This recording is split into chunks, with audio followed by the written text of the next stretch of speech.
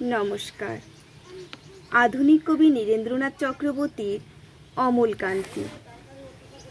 অমলকান্তি আমার বন্ধু। স্কুলে আমরা একসঙ্গে পড়তাম। রোজ দেরি করে ক্লাসে আসতো, পড়া পারত না। শব্দরূপ জিজ্ঞেস করলে এমন অবাক হয়ে জানলার দিকে তাকিয়ে থাকতো যে দেখে ভারী কষ্ট হতো আমাদের।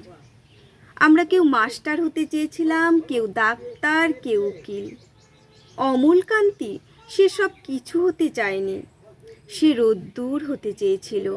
ক্ষান্ত বর্ষণ, কাকডাকা বিকেলের সেই লাজুক রোদ্দুর, জাম আর জামরুলের পাতায় যা নাকি অল্প একটু হাসির মতন লেগে থাকে। আমরা কেউ মাস্টার হয়েছি, কেউ ডাক্তার, কেউ উকিল। অমলকান্তি রোদ্দুর হতে পারেনি।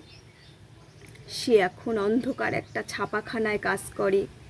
মাঝে মাঝে আমার সঙ্গে দেখা করতে আসে, চা খায়, এটা ওটা গল্প করে, তারপর বলে, উঠি তাহলে। আমি ওকে দরজা পর্যন্ত এগিয়ে দিয়ে আসি। আমাদের মধ্যে যে এখন মাস্টারি করে, অনায়াসে সে ডাক্তার হতে পারত।